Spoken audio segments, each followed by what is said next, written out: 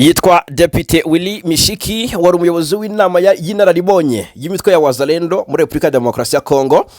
Yamaze kwirukanwa muri iriya mitwe ni nyuma yo kwigamba kira gitero cya drone cyagabwe Goma kikishirwamo abarimo mu Faransa kazi wakoreraga UNICEF ariwe Karine Buse. Ni gitero Kinshasa ivuga ko atari yo yagikoze nubwo bishinjwa na M23 bahanganye.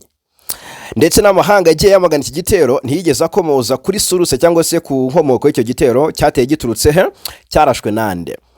Ni indege y'igisirikare cya Kongo itagira abapilote ngo yagabye igitero ku nyubako iri hariya Himbi yakoreragamo uyu muryango wa UNICEF, ariko noneho gihitana uyu Mufaransa kazi Karine Buse mbona ugiye kubera Tshisekedi umutwaro ukomeye kubera ko nk'ubu ngubu biravugwa ndetse birashimangirwa ko Ubufaransa bwatangije iperereza kuri iki gikorwa. Hanyuma amakuru avuga ko uyu Mishiki rero yirukanwe nyuma yuko yigambye kiriya gitero ubwo yaganiraga na televiziyo ya TV5 Monde. Yavuze ko ngo kiriya gitero kiri umugambi wa Wazalendo wo kwisubiza umujyi wa Goma. Ngira ngo murabizi ko bafite gahunda yo kwisubiza umujyi wa Goma baturutse mu bice byo muri Kivu y'Amajyepfo. Agira ati Wazalendo twambariye urugamba rwo kwisubiza Goma duturutse muri parike ya Virunga. Ubu tuvugana turi muri Nyiragongo mu birometero bike hafi y'umujyi, niyo mpamvu y'ibyo bitero rero bya za bombe. Aha rero asa n'ubworohereje iperereza Ubufaransa bwatangije iperereza ngo kuri iki cyaha cyakozwe cyasize cyangwa se ku gitero cyasize gihitanye uyu Mufaransa kazi. Bisa nkaho rero TV5 Monde yahaye mu byukuri interview uyu nguyu Depite Willy Mishiki ikinshasa bataricara ngo bemeze cyangwa se bamaramaze bavuga bati dore uburyo tugiye kugenda duhisha amakuru yuko ari twe twagize uruhare muri kiriya gitero. Umuyobozi cyangwa se ubuyobozi bwa VDP Wazalendo mu itangazo bwasohoye bwavuze ko ngo bwafashe icyemezo cyo kwirukana Mishiki kubera gutera impaka mu ruhame no gutangaza amagambo ashobora kongera umwuka mubi mu gihe igihugu kiri mu bihe bikomeye by'umutekano. Ubwo rero abayobozi ba VDP Wazalendo bavuze ko amagambo ya Mishiki yateje urujijo kandi ashobora gukoreshwa n'abanzi babo mu kubashinja uruhare mu bitero byibasira abasivile. Bavuze ko ayo magambo rero yarenze ku murongo w'ibyo umuyobozi cyangwa umudepite yakagombye gutangaza mu gihe amakimbirane akomeje mu burasirazuba bw'igihugu. Bavuze kandi ko gutangaza amakuru nk'ayo ku mugaragaro mu by'ukuri uri depite nka Willy Mishiki bishobora kugira ingaruka zikomeye kuri Wazalendo imaze igihe ivuga ko igamije kurinda abaturage no gufasha ingabo za leta guhangana n'ihuriro Alliance Fleuve Congo M23. Hanyuma birumvikana ko ibintu bitoroshye n'aka na gato muri Repubulika Iharanira Demokarasi ya Kongo. Reka noneho kuri inshuro mbanze mbumvisha hangaha biravugwa ko M23 rwose ngo yaba yatangiye cyangwa se nabo ubwabo barabyemerera ariko ko batangiye kwerekeza amaso byo mu ntara ya Chopo hariya Kisangani. Ariko M23 ku rundi ruhande hari aho bivugwa ko ngo yatangiye guteza umwiryane mu bice byo muri hariya muri za Katanga. Uyu ni Patrick Muyaya ahangaha. Face à l'insurrection, pendant que les attaques menées par les éléments de la coalition CRP Zaïre sont également tenues en échec par les FARDC et entraînent leur dissimulation dans des camps des déplacés en Ituri, il s'est observé l'incubation du mouvement insurrectionnel en lien probable avec l'AFC M23, assimilé au groupe armé Bakata Katanga dans le Haut-Katanga, marqué par la dernière incursion dans les quartiers généraux du parc national du Pemba et la localité de Lusinga. Un indice considérable. En dépit de l'intoxication de la coalition d'agression rwandaise visant sa soustraction aux accords de cessez-le-feu, nos forces armées restent déterminées à défendre l'intégrité territoriale dans le respect du droit international humanitaire. Uwo ni Patrick Muyaya ngira ngo murabyumva neza mu gifaransa cyanjye gike dore ko yavanzemo n'iringara yanyuzagamo rwose agacishamo n'iringara akarivuga, ariko ni amakuru cyangwa se nibyo yatangaje yasa nk'ushyira hanze avuga ko muri Katanga muri Republika Demokarasi ya Kongo ngo hatangiye ibikorwa by'ingabo ngo z'umutwe w'iterabwoba cyangwa se insurrection ngo bikomeje ngo gukura ndetse no kwaguka mu buryo bumwe cyangwa ubundi, ngo bikaba rero ngo bifitanye isano ubyumve ko yisaba byegeka ku mutwe wa AFC M23. Ngira ngo murabyumva neza ngo wenda ngo ufitanye isano n'umutwe witwa ngo ni Bakata Katanga. Ikatanga murabizi ko amaze iminsi hacitse igikuba, hari umutwe witwaje intwaro bivuga ko ngo na Kabila ngatera inkunga kuko ngo ari hakomoka. Kabila yakuriye ubundi muri Fizi, ariko ubundi ubusanzwe Kabila ise na sekuru ni abanyakatanga. Ibi rero bivuze ko Kinshasa bafite ubwoba bw'uko M23 yaba yatangiye kugaba amashami mu bice bitandukanye by'igihugu kugira ngo isapotinga ayo mashami mu buryo bwihuse, hanyuma bo bahere ruhande bakubite babangura bajye batangatanga Kinshasa bayifate mu gihe gito. Ubutumwa bwa leta bwagaragaje ko ngo hari icyo bita ngo ni incursion cyangwa se ngo kwinjira cyangwa gutera, ngo byabereye mu biro by'akarere ka Parc National de Upemba ndetse no muri lokalite ya Rusinga, ngo bigaragaza ko ibikorwa byabo by'ubwicanyi cyangwa se iby'iterabwoba ngo bitangiye kwaguka muri ako gace. Mu buryo bw'incamake rero, hari umutwe w'ingabo ziterabwoba, ngo uyu mutwe ngo ushobora kuba ufite aho uhurira cyangwa se ufitanye isano na AFC M23 cyangwa Bakata Katanga. Rero ngo bakaba bari gufatanya mu bikorwa by'intambara cyangwa se byo guteza umutekano muke mu bice bigiye bitandukanye. Ahangaha ni inkuru tuzanayo kugaruka mu makuru yacu ari imbere, turaza kuba tubibabwiraho 5 kuri 5. Ubwo rero ariko ku rundi ruhande bikavugwa ko muri axe za Masisi naho haraturuka amakuru ndetse akomeye cyane. Amakuru aravuga ko hari imirwano yabaye ku munsi w'ejo muri groupement ya Bashali Mukoto muri teritwari ya Masisi ahari muri Kivu y'Amajyaruguru. Bikavuga ko ngo ku munsi w'ejo humvikanye imirwano ikomeye hagati ya M23 ndetse na MRD na VDP Wazalendo. Imirwano ngo y'ibisasu biremere n'ibyoroheje yumvikanye cyane mu gace ka Kashuga, cyane cyane mu mudugudu wa Ibuga. Amasasu yumvikanye hafi umunsi wose, amasaha y'igitondo yumvikanyemo amasasu ndetse burinda bwira bakesurana, ngo byateje ubwoba bukomeye mu baturage. Abaturage benshi ngo bagombaga kwihisha kubera urusaku rw'amasasu, ariko ngo nta nkuko bivugwa ngo rwose ngo nta guhungira ubwayo mu kiguna, kuko ngo nta buhungiro bari bafite, kuko bari bafite amakuru ko Wazalendo zamaze kugota ibyo bice bya Kashuga muri Bashari Mukoto. Ubwo ariko rero nta mibare yari yatangazwa yabaguye kuri uru rugamba hagati y'impande zombi. Ubwo turaza kubimenya nabyo, ariko ahangaha Kashuga turaza kugerageza kuvugana n'umuvandimwe uriyo atubwira uko situation imeze maginga ya, niba ituze ryagarutse turaza kubimenya, niba abitaragenda neza nabyo turabimenya. Muri Fizi abagera kuri 25 bari mutwe wa M23 ngo bishyikirije ingabo za leta ya Repubulika ya Demokarasi ya Kongo. FARDC nayo akakanya iri kubyigamba, ni mu duce ngo twa Mikenge ndetse na Kakenge ni mu teritwari ya Fizi muri Kivu y'Amajyepfo. Mu itangazo yahaye itangazamakuru ku munsi w'ejo, umuvugizi w'ingabo mu rwego rw'ibikorwa bya gisirikare Sokora 2 Side muri Kivu y'Amajyepfo yitwa Lieutenant Mbuyi Kalonji Rigani niwe wavuze ko abarwanyi bishyikirije ingabo za leta nyuma y'igitero cyo kwihimura cyakozwe n'ingabo za leta cyatumye Mikenge ndetse na Kakenge byongera gufatwa n'ingabo za Congo FARDC. Avuga kandi ko abo barwanyi bishyikirije ingabo za leta ndetse bitwaje n'intwaro zabo. Abo bahoze ngara abarwanyi bakiriwe n'ingabo za leta mbere kugezwa ku muyobozi w'ibikorwa bya gisirikare muri ako gace wabijeje ubufasha bw'ibiribwa n'ibindi nkenerwa. Reka twibutse ko ku ya 10 Werurwe ingabo za FARDC zatangaje ko zahanuye drone 2 za M23 Imikenge muri teritwari ya Fizi muri Kivu y'Amajyepfo. Na makuru rero ari guturukayo nayo atarakorerwa ubugororangingo, ni byatangajwe n'igisirikare cya Congo M23 itarakomozaho, ni ibiri kuvugwa, ni ibiri gutangazwa. Ubwo rero nakakanya nicyo twabasha kukubwira. Turaje turebera hamwe n'uburyo ku munsi w'ejo ku cyumweru mu bice bya Uvira intambara iza kuba yaciye ibintu. Umusirikare muri FARDC yatutangarije ko agace kitwa Sange kagomba kugabwaho ibitero ku munsi w'ejo ndetse mu masaha ya karekare.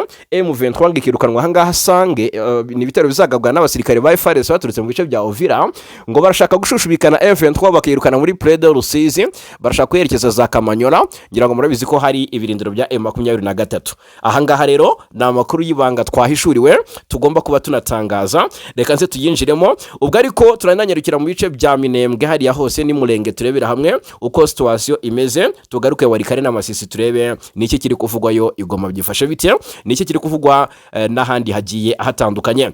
Mbere yuko ibyo byose tubigarukaho, reka mbanze mbabwire ibitangajwe mu itangazo risohowe. Guverinoma y'u Rwanda ikomoje kuri biriya bihano bivuga ko bigiye guhabwa ingabo z'u Rwanda RDF, ndetse ko rwose inkunga yahabwaga RDF igiye guhagarara. Ese byagira ingaruka ku Rwanda? Reka turebe icyo u Rwanda rubivugaho. N'umuryango wa European Union byavuzwe ko rwose ushobora kuza guhagarika inkunga wageneraga ingabo z'u Rwanda ziri mu butumwa bw'amahoro hariya mu bice bya mu gihugu muri Cabo Delgado muri Mozambique. Ubwo rero guverinoma y'u Rwanda yaje kubikomozaho, igaragaza ko kugira ngo ibikorwa byo kurwanya iterabwoba ingabo z'u Rwanda zirimo mu ntara ya Cabo Delgado bikomeze, bisaba inkunga ihagije, mu gihe amakuru avuga ko uyu muryango w'ubumwe bw'ibihugu by'Uburayi watangaga ishobora guhagarikwa, mu gihe bitangajwe ko iyi nkunga ishobora kuza guhagarikwa. Ibyatangajwe n'umuvugizi wa guverinoma Yolande Makoro asubiza inkuru y'ikinyamakuru Bloomberg ivuga ko amasezerano y'inkunga y'amafaranga European Union igenera ibikorwa bya RDF i Cabo Delgado azarangirana na Gicurasi 2023, kandi ko nta mahirwe hari yo kongera iyo nkunga cyangwa se kongera manda. Hanyuma inkunga ya miliyoni 20 z'amayero niyo yemejwe n'abaminisitiri b'ububanyi n'amahanga b'ibihugu bigize EU ubwo bahuriraga mu nama yabereye i Buruseli mu Bubiligi ku ya 18 Ugushyingo 2024. Yaje kurikira indi nkayo yemerewe ingabo z'u Rwanda mu Kuboza 2022. Ihagarikwa ry'amasezerano rikaba rije nyuma y'ibihano Amerika yafatiye RDF ishinja u Rwanda ubufatanye n'umutwe wa M23. Yolande Makoro rero abikomozaho yavuze ko kuba u Rwanda rwakomeza kohereza ingabo zarwo mu bikorwa byo kurwanya iterabwoba muri Mozambique mu gihe byaba bikenewe koko bizaterwa n'inkunga ihagije kandi ibiteganyirijwe. Yasobanuye ko ingabo z'u Rwanda zagiye muri Cabo Delgado muri 2021 zibisabwe na leta ya Mozambique kugira ngo zifashe igihugu cy'ikivandimwe, bityo ko amafaranga atari yo ya mbere. Avuga kandi ko ikiguzi ubutumwa bwa RDF Cabo Delgado butwara u Rwanda cyangwa se icyo kiguzi bisaba u Rwanda ngo gikubye inshuro 10 iyo nkunga ya European Union. Twasanze inkunga European Union ihereza RDF ku mwaka ari inkunga ya miliyoni 20 z'amayero, nko ngo miliyari hafi 27 na hafi ntago zigeze kuri 30 z'amafaranga y'u Rwanda. Umuvugizi wa guverinoma yavuze ko umusaruro w'ubutumwa bwa RDF wigaragaza kuko abasivile basubiye mu ngo zabo, abana basubiye ku ishuri, ubucuruzi bwongeye gufungura, ishoramari rikomeye ry'abanyamahanga ryakomeje gukorwa muri kiriya gihugu. Yolande Makoro yagaragaje ko akazi kakozwe na RDF mu gushyira ibyihebe muri cyangwa se mu guhashya ibyihebe muri Cabo Delgado kagiriye umumaro abaturage b'iki gihugu ndetse na kompanyi zahashoye imari mu bijyanye na gaze. Ashimangira ko gushyigikira igikorwa nk'iki si ubuntu bwaba buri kugirirwa u Rwanda. Yolande Makoro yunzemo ati mu gihe ubuyobozi bwa RDF bwabona cyangwa se bwabona ko imirimo ikorwa n'inzego z'umutekano z'u Rwanda i Cabo Delgado idashimwa, byaba bikwiriye gusaba guverinoma guhagarika ayo masezerano y'impande zombi yo kurwanya iterabwoba, ingabo zikavayo zigataha. Ni ibyo ngibyo rero u Rwanda rwavuze rugaragaza ko nta ngaruka nini mu by'ukuri rwahura nazo nyuma y'uko iyi nkunga bivuga ko igomba guhagarikwa muri Gicurasi. Rwose nta ngaruka nini byagira ku Rwanda, nicyo bivuze ahangaha cyane cyane muri access za Uvira ahangaha ituze ryo ntaryo, abaturage imitima yarahagaze niko navuga. Kurindirwa umutekano na ziriya katanyama z'abazalendo n'abariya ba FDLR bakora nk'abakaranti voleri, ndetse ukirebera uko imbonera kure z'u Burundi ziba tambagiramo, zibambura, zibagira ibiki, zibabuza amajya n'amaza. Ukareba uko FDNB ibagenza cyangwa se ibatwaza igitugu. Urabona ko abaturage rwose bari kwicirwa kurwara nk'inda nyuma y'uko M23 irekuye kariya gace ko mujyi wa Uvira ko muri Kivu y'Amajyepfo. Ahangaha rero haravugwa amakuru y'uko itariki yo ku cyumweru, umunsi wo ku cyumweru tariki 15 hagomba kuba hari urugamba rw'imbaturamugabo. Ni urugamba rufite intego yo kwirukana M23 ngo misozi yunamiye umujyi wa Uvira igenzurwa n'uyu mutwe, dore ko ngo uyu twajijishije ngo uri kuyovira nyamara ukiri mu nkengero zayo.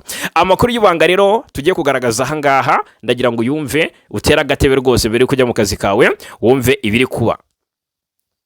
Ni amakuru mashya avuye imbere mu gisirikare cya Repubulika ya Demokarasi ya Kongo FARDC, niyo agaragaza ko ngo hashobora kuba hategurwa igitero kinini gishobora kongera gukaza umurego w'intambara umaze igihe mu burasirazuba bw'iki gihugu. Umwe mu basirikare mu burasirazuba bwa Repubulika ya Demokarasi ya Kongo FARDC nyine wahisemo kuganira n'itangazamakuru mu ibanga, ariko yahishuye byinshi, anashimangira ko rwose nta kabuza kuri iki cyumweru tariki 15 Werurwe hateganyijwe gutangizwa ibikorwa bya gisirikare bikomeye kandi bigamije kwagura imirwano mu ntara ya Kivu y'Amajyepfo. Aya makuru akubiye mu nyandiko uwo musirikare yahaye imboni yacu mu ijoro ryo kuwa gatanu rishyira kuri uyu wa gatandatu. Mu butumwa bwe yatanze ariko adusaba ko rwose amazina atatangazwa ku mpamvu z'umutekano we, reka tubyubahe cyane ndetse Imana imuhe umugisha. Avuga ko hari gahunda ikomeye iri gutegurwa n'ubuyobozi bwa gisirikare bwa FARDC. Iyo gahunda ikomeye rero niyo ngira ngo mbahunze iyobera mbabwire. Yagize ati hari gahunda ya FARDC ikomeye cyane iteganyijwe gutangira ku cyumweru tariki 15 Werurwe igamije gutangiza intambara yagutse mu bice bitandukanye byo mu burasirazuba bwa Repubulika ya Demokarasi ya Kongo. Nk'uko akomeza bisobanura, icyo gikorwa cya gisirikare kizitabirwa n'imitwe myinshi isanzwe ifatanya na FARDC mu mirwano irimo kubera muri ako karere. Uyu musirikare kandi akavuga ko ingabo za Kongo FARDC zizakorana n'abafatanyabikorwa barimo ingabo z'u Burundi, imitwe yitwaje intwaro ya Wazalendo, abarwanyi ba FDLR, abacancuro ndetse n'urubyiruko rw'ishyaka CNDD-FDD rw'u Burundi ruzwi ku izina ry'imbonerakure. Anavuga kandi ko bishoboka ko ingabo za Angola nazo zishobora guparticipa muri iyi mirwano cyangwa se zishobora kuza kugira uruhare muri ibyo bikorwa. Izi mbonerakure zo ndaje mbabwire n'uburyo ziri gutorezwa hariya mu kibira n'uburyo ngo zigomba kuza zifitiye amarere, zigomba kuza zigahangana na M23 ndetse zigarwanya M23 zikanenesha zigatera u Rwanda. Nk'uko aya makuru akomeza bivuga, igitero cya mbere nk'uko bivugwa ndetse n'amakuru rwose nkeneye ko mucakarongo mugasurinya kugira ngo ku munsi wo kwa mbere muzayambaze, nuko ngo igitero cya mbere gishobora gutangirira muri ako gace ka Sange. Aka gace ka Sange ni agace k'ingenzi cyane muri teritwari ya Uvira, kari mu kibaya cya Rusizi, muri Plaine de Rusizi muri teritwari ya Uvira. Si Sange gusa bazaba babomboreza nk'uko amakuru abigaragaza, nk'uko amakuru abishimangira, kuko ngo ingabo ziteganyije cyangwa se zirapanga gukomeza ibikorwa bya gisirikare zerekeza mu duce twa Kamanyola. Iyi Kamanyola FARDC coalition muri rusange, izo FDLR, abo bacancura ba CNDD-FDD, abo ba FDLB n'abazalendo, bose ngo bambariye urugamba ko bakubitira M23 hitwa Sange bakayishushubikana paka muri Plaine de Rusizi nyine bakayerekeza mu bice bya Kamanyola bakayibabaza. Ndetse siho gusa ngo hari n'ahandi hafi y'umupaka uhuza Repubulika ya Demokarasi ya Kongo n'u Rwanda, ari naho bagomba guhita bafungira tayari bagashinga icyitwa ibirindiro bagatangira kwerekeza imitutu y'imbunda ku Rwanda. Amakuru y'iyi ntambara cyangwa se yitegurwa ry'intambara yaje n'ubundi mu gihe intambara hagati y'ingabo za Kongo FARDC rirwanya ubutegetsi bwa Alliance Fleuve Congo murambabarira. Amakuru aje mu gihe ingabo za Kongo FARDC na n'ihuriro Alliance Fleuve Congo rirwanya ubutegetsi bwa Kinshasa ririmo M23 ndetse na MRDF twirwaneho rikomeje gufata ibindi ibice, ndetse imirwano ikomeje gufata indi ntera mu bice byinshi by'uburasirazuba bwa Kongo. Ni imirwano ikomeje kugaragara cyane mu turere twa Minembwe, Ndondo, Masisi, Walikare ndetse no mu bindi bice bya Kivu y'Amajyepfo ndetse na Kivu y'Amajyaruguru. Ubwo rero mu mezi ashize iyo mirwano yarishijeho gukomera, aho impande zombi zakomeje gushinjanya gutangiza ibitero ndetse no gukoresha ingufu z'amahanga muri intambara, aho ku ruhande rumwe leta Kinshasa ishinja imitwe irwanya ubutegetsi gukorana n'ibihugu byo mu karere, mu rundi ruhande cyangwa se ku rundi ruhande ihuriro Alliance Fleuve Congo M23 ribarizwamo na twirwaneho rikavuga ko rwose FARDC ikorana n'imitwe irimo FDLR n'indi mitwe yitwaje intwara ahangaha. Gusa kugeza ubu ndagira ngo aka kantu mukumve neza, amakuru ava mu bice by'intambara cyangwa se ari kubera imirwano aragaragaza ko ihuriro AFC M23 na twirwaneho rikomeje kugenzura ibice byinshi bya Kivu y'amajyepfo n'iy'amajyaruguru ujyanyije n'ibice Kinshasa isigaranye. Ibi rero bigatuma imirwano ikomeza gufata indi ntera mu gihe buri ruhande rushaka kwagura ibice rufiteho ububasha. M23 uretse ibyo ifite irashaka gufata ibindi, Kinshasa nayo uretse ibyo isigaranye irashaka no kwisubiza ibyatakaje. Byumvikane ko rero ari urugamba rw'amagasa rugomba kuba ruba hariya muri ziriya axe zose zitandukanye za Kivu y'amajyepfo n'iy'amajyaruguru. Kugeza ubu amakuru ava mu bice bikuberamo imirwano aravuga ko hari tuze naho byakomeye. Ubwo turaje tuninjire aho biri kubera aka kanya. Ubwo ndagira ngo mubyumve neza rero, abantu barasesengura benshi bakavuga bati niba koko iyo gahunda y'ibitero yagutse yatangizwa nk'uko byatangajwe no musirikare wa FARDC bishobora gutuma intambara yo mu burasirazuba bwa Kongo irushaho gukara cyangwa se gukaza umurego, bikagira ingaruka zikomeye ku mutekano w'abaturage ndetse no kwituze ry'akarere kose k'ibyaga bigari. Ibyo ni abasesenguzi babivuga, ariko kugeza ubu ndagira ngo babwize ko nta tangazo leta ya Kinshasa cyangwa se ubuyobozi bwa FARDC rirashyirwa ahagaragara ku by'iyi gahunda ivugwa. Gusa amakuru akomeje gukwirakwira mu baturage by'umwihariko bo mu bice bya Uvira na Minembwe agaragaza impungenge ko imirwano ishobora kongera gukaza umurego mu minsi iri imbere, bakurikije ikijyanye n'imyiteguro biri ruhande ruri gukora hariya muri Kivu y'amajyepfo. Ubwo rero birumvikana ko turi ahangaha kubwanye kugira ngo tuzabwire icyahinduka, icyavugwa, icyatangazwa cyangwa se icyakorwa. Turi aba mbere mu bazabibabwira. Hanyuma imurenge rero abaturage imitima irahagaze ni muri Kivu y'amajyepfo kuva mu ijoro ryo kuwa kane rishyira kuri wa gatanu tariki 16 Werurwe ngo haba igitero cy'ibisasu bikomeye cyagabwe na drone y'ingabo za Congo FARDC ngo kibasiye agace ka Mikenke gatuwe n'abanyamulenge. Wa muntu we cyangwa se mw'abantu mwe, ubwo naringize ngo nkurikiye n'umwe, ariko reka mbabwire mwese nkuko amakuru yizewe angeraho abivuga. Iyi drone y'ingabo za Congo FARDC yarashe ibisasu mu masaha y'igicuku cyo kuwa kane shyira kuwa gatanu ahagana saa 7 z'ijoro rwose. Icyo gihe umunsi wa washize hatangiye undi. Nubwo ngo ibyo bisasu byaraswaga mu gace gatuwe n'abaturage, amakuru yizewe yaragaragaza ko nta byangiritse bikomeye cyangwa se abantu bahitanywe nabyo byatangajwe. Rero niko ibyo niko byatangajwe kugeza ubu, nta kindi cyavuzwe. Gusa mu buhamya bw'umwe mu baturage wahaye imboni yacu amakuru avuga ko mu by'ukuri mu ijoro ryo kuwa kane rishyira kuwa gatanu drone ya FARDC yarashe ibisasu mu gace ka Mikenke. Gusa ku bw'amahirwe menshi ntibyagize icyo byangiza gikomeye kuko ngo byaguye hafi y'ahatuwe, ntawe byishe ntawe byakomerekeje. Abaturage bavuga ko nubwo kuri wa gatanu mu karere k'ibiyaga bigari kose muri rusange murambabarira abaturage batuye muri ako gace bavuga ko nubwo kuri wa gatanu mu karere hose hiriwe ituze kandi ubuzima busa naho bwakomeje uko bisanzwe, impungenge ku mutekano zikomeje kuba nyinshi bitewe n'uko ibikorwa bya gisirikare bikomeje kwiyongera bikoresha ibisasu bya drone byagiye byiyongera muri aka gace mu minsi ishize. Muri iki gitero rero kibaye nyuma y'ibindi byabaye mu ntangiriro z'icyumweru aho ingabo za leta ya Kongo zarashe ibisasu mu bice bitandukanye bya Minembwe. Muri ibyo bice rero harimo centre ya Minembwe, aho nabwo abaturage bagaragaje impungenge z'uko ibikorwa bya gisirikare bikomeje gukorerwa hafi y'aho batuye bishobora guteza ingaruka zikomeye ku mutekano w'abasivile.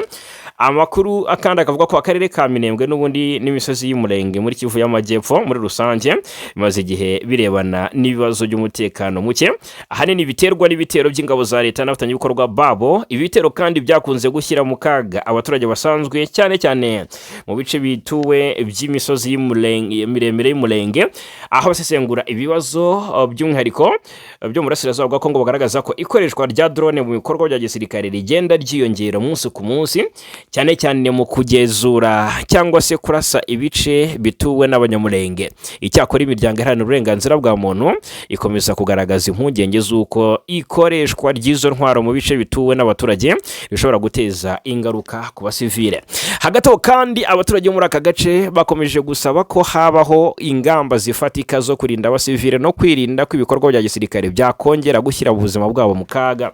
Nibyo ngibyo rero twavuga. Gusa nubwo kuri wa gatanu umutekano ugaragara nk'uwifashe neza mu bice byinshi by'Iminembwe, abaturage baho bavugaga ko rwose bakomeje kuba maso bategereje kureba niba mu minsi iri imbere umutekano uzakomeza kuba mwiza cyangwa niba hazongera kubaho ibindi bikorwa bya gisirikare muri aka karere bishobora gusiga mu by'ukuri bongeye guteseka nk'uko basanzwe banabimenyereye. Aha rero ni muri Kivu y'amajyepfo ahitwa ku Ndondo. Rero sasa ahangaha ku Ndondo naho iminsi ibaye ibiri havugwa irasana hagati ya Wazalendo ndetse na FD na MRDP twirwareho, bikavugwa ko ndetse kuva mu ijoro ryo kwa gatatu ndagira ngo mbabwire ko barasaniye hariya muri ziriya access zo ku Ndondo, naho ni muri teritwari ya Uvira, ni muri Kivu y'Amajyepfo. Bikavugwa ko abaturage nabo ubwabo barabyivugira, abatuye muri ako gace ko ku Ndondo muri groupement ya Bijombo, baravuga ko mu ijoro ryo kwa gatatu cyane cyane Abazalendo bagabye igitero ku baturage batuye ku Ndondo, ariko ni nako byari byagenze mu bice bya Uvira, kuko mu gace kitwa ngo ni Sange naho humvikanye ibikorwa by'Abazalendo ndetse bitwaje intwaro. Byumvikana ko rero ahangaha muri access za teritwari ya Uvira ahenshi hari ikibazo cy'umutekano.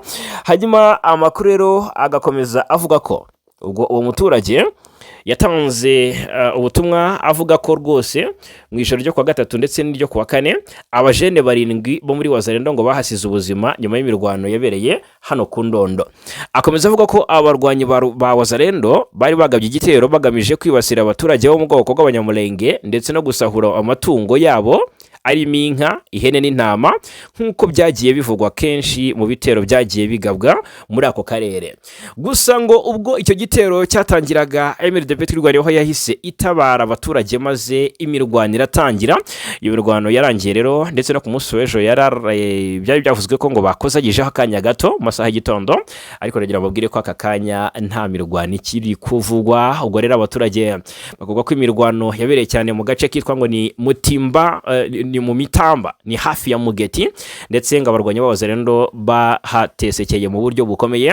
Aha Mitamba ngo imirambo cyangwa se mayiti y'Abazalendo uwabara ntiyabivamo, biteye agahinda cyane. Hanyuma aha ni muri Kivu y'Amajyepfo, ni munyemere noneho ninjire mu makuru ari kuvugwa hariya mu ishyamba rya Kibira. Kibira yabaye Kibira yashoberanye, Kibira yongeye kwifashishwa mu gutyaza imbonera kure n'abarwanyi bandi bavuga ikinyarwanda. Bari gutozwa ngo n'aburuhu rwera ndetse n'abandi batandukanye, bari gutozwa banahabwa indi ideology cyangwa se indi ngengabitekerezo, bari kongera kwangishwa u Rwanda, dore ko ngari nacyo kibanze kiri kuganirizwa izi mbonera kure ziri gutorezwa mu Kibira, aho za nkuba nizongera zikabakubita. Hari inkuba twagiye tuvuga mu minsi yashize ngo zagiye zikubitira FLN ndetse na za Rudurunana hariya mu Kibira bafatanyije n'ibonera kure, birumvikana, ariko kandi na FDLR nyine na za FDNB. Bikavugwa neza ko rero n'amakuru aturuka mu iki gihugu cy'u Burundi mu ishyamba rya Kibira riherereye muri komine Bukinanyana, ni mu Bujumbura, mu ntara ya Bujumbura, ngo hari kubera imyitozo ya gisirikare ikomeye iri guhabwa imbonera kure zari zoherejwe ku Rwanda muri Republika Demokarasi ya Kongo n'abarwanyi bavuga ururimi rw'ikinyarwanda. Ni imirwano rero imaze ibyumweru birenga 2. Abaturage baturiye ishyamba rya Kibira babwiye imboni yacu ko hari n'abanyamahanga bari guhabwa iriya myitozo bambaye imyambaro ya gisirikare ya FARDC ndetse n'iya FDN b'igisirikare cy'u Burundi, ngo kugira ngo bigaragare nk'aho hari ibikorwa bisanzwe bya gisirikare. Aha bikavugwa ko ngo ari ingabo z'amahanga, hari ingabo z'amahanga, aragira ngo tugaciyeho umurongo. Ndashaka ko muri comment mubwira izo ngabo mukeka ari izihe. Hari ingabo z'amahanga ziri muri iyo myitozo, ariko mu rwego rwo kujijisha cyangwa se gupretendinga ngo bambaye imyambaro ya gisirikare ya Republika Demokarasi ya Kongo n'igisirikare cy'u Burundi FDNB, ngo kugira ngo bigaragare cyangwa se bigaragare nk'aho ari ibikorwa bisanzwe bya gisirikare. Bivugwa ko bamwe muri bo rero bavuga Igiswahili, Kirundi, Kinyarwanda cyangwa se Igifaransa, birumvikana ko bitoroshye. Abaturage rero bakavuga ko imodoka za gisirikare cyangwa se ngo zizanira ibiribwa n'ibindi bikenerwa abari muri iyo myitozo, ndetse ko rimwe na rimwe rwose abaturage bategekwa gutanga ibiribwa byo kubagaburira. Abaturage kandi ngo babujijwe kujya gusarura imyaka iri mu mirima yabo mu Kibira, ibintu bibatera ubwoba ndetse n'agahinda. Umwe mu baturage wabikomojeho ati ntitukigera mu mirima yacu mbere y'uko ibi bikorwa bitangira. Batubwiye ko hazaba imyitozo kandi ko tutagomba kugira ubwoba, ariko ubwoba burahari kuko ntidushobora gutuza mu gihe duhora twumva amasasu. Twabaye nk'ababyihanganira kuko nta yandi mahitamo dufite. Amakuru akavuga ko abasirikare b'u Burundi aribo batanga imyitozo bifashijwemo n'abatoza b'abanyamahanga, ngo barimo n'abazungu ab'uruhu rwera. FDLR. Bikavuga ko rero imyitozo n'ubundi igamije gukaza imbonera kure ndetse n'abambari bazo kugira ngo bazabe abantu bafite imbaraga zidasanzwe ku mirongo y'urugamba, aho bazaba bari kurwanya umutwe wa M23 ndetse bagafatanya no mu gutera u Rwanda bafatanyije na FDLR ndetse na FARDC mu mugambi wa Tshisekedi ndetse na Jean-Luc Habyarimana n'abandi bafatanyabikorwa barimo Bakayumba Nyamwasa. Ubwo nabi byabo ndaje mbabwire. Ubwo ariko rero muri Fizi haravugwa ubugambanyi. Fizi haravugwa ubugambanyi, haravugwa amakuru ashobora kuba yacigikwa muri M23 ndetse n'amakuru ashobora kuza gutuma rwose M23 isabwa ikintu gikomeye. Mu buryo bumwe cyangwa ubundi hari abasirikare barenga 20 ba M23 bivugwa ko ngo bishyikirije ingabo za leta ya Kongo hariya Ifizi kuri wa 4 tariki 12 Werurwe. Amakuru atugeraho ndetse aravuga ko abagera kuri 25 bari mutwe wa M23 bishyikirije ingabo za Repubulika ya Demokarasi ya Kongo FARDC mu duce twa Mikenge ndetse na Kakenge ni muri teritwari ya Fizi muri Kivu y'Amajyepfo. Mu itangazo rero ryashyizwe hanze kuri wa ndetse no ku wa gatatu byari byavuzweho ariko ntibyibandwaho. Umuvugizi w'ingabo mu rwego rw'ibikorwa bya gisirikare Sokora de muri Kivu y'Amajyepfo yitwa Lieutenant Mbuyi Kalonji Regan niwe avuga ko aba barwanyi bishyikirije ingabo za leta nyuma y'igitero cyo kwihimura cyakozwe n'ingabo za leta hariya muri ziriya axe cyatumye Mikenge na Kakenge ahangaha rero byongera gufatwa n'ingabo za leta Kongo FARDC. Avuga kandi ko abarwanyi cyangwa se ngo bashyikirije ingabo za cyangwa se bishyikirije ingabo za leta bari kumwe n'intwaro zabo. Aravuga ati rero ubwo ni Kalonji Regan ati aba bahoze ari abarwanyi bakiriwe n'ingabo za leta mbere yo kugezwa ku muyobozi w'ibikorwa bya gisirikare muri aka gace wabijeje ubufasha bw'ibiribwa.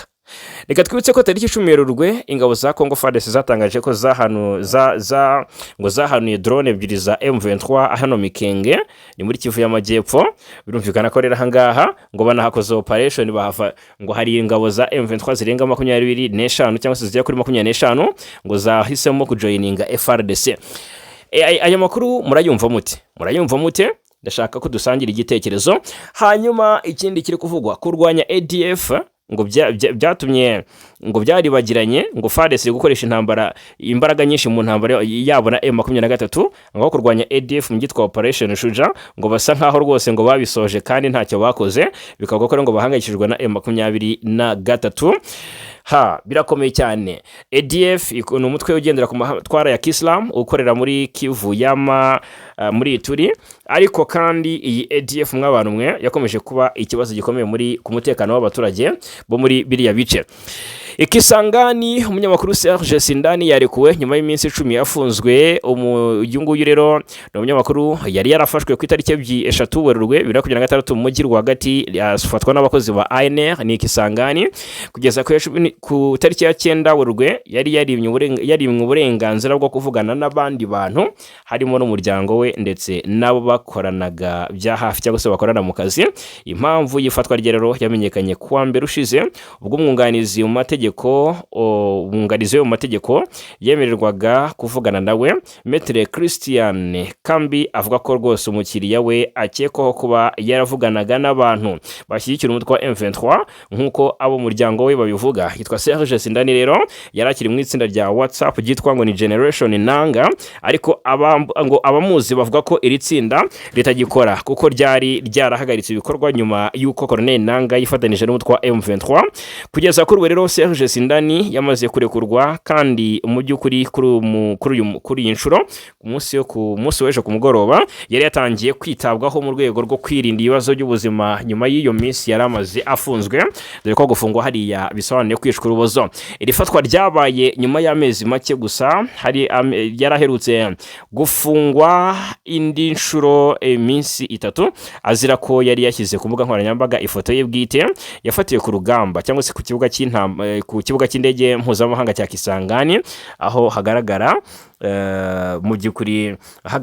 mu by'ukuri n'ibikoresho bya gisirikare. Ahangaha rero icyo cyaha yari yakizize. Hanyuma reka turebere hamwe ibya Edi Kapende Faustin. Uyu ngo yatawe muri yombi, ni ibintu byamaze kuba confirmed. uyu rero Edi Kapende, General Edi Kapende Faustin yatewe muri yombi.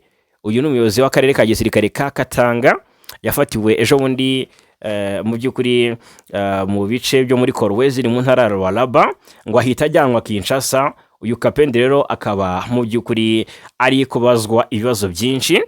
Hanyuma ubwo reka mbabwire impamvu nyamukuru yatumye Kapende afatwa. Ese ni muntu ki, umuzi n'icyo wamumenyaho? Reka nkikubwire. Uyu ni umuntu ufite amateka akomeye cyane muri Repubulika ya Demokarasi ya Kongo, by'umwihariko mu buyobozi cyangwa se ku buyobozi bwa Laurent Desire Kabila, se wa Joseph Kabila. Uyu musirikare wigeze kuvugwaho inkuru ikomeye cyane mu mateka y'urupfu rwa Laurent Desire Kabila, wari perezida wa Repubulika ya Demokarasi ya Kongo mu myaka yashize. Uyu yongeye kugarukwaho mu mapaje makuru aremereye cyane. Agarutsweho ni mu mateka y'igicwa rya perezida Laurent Desire Kabila. Uyu rero noneho yongeye kuvugwa. Ni amakuru aturuka cyane cyane mu mujyi wa Lubumbashi, niyo avuga ko uyu General Edi Kapende yaba yatawe muri yombi n'inzego z'umutekano za leta ya Repubulika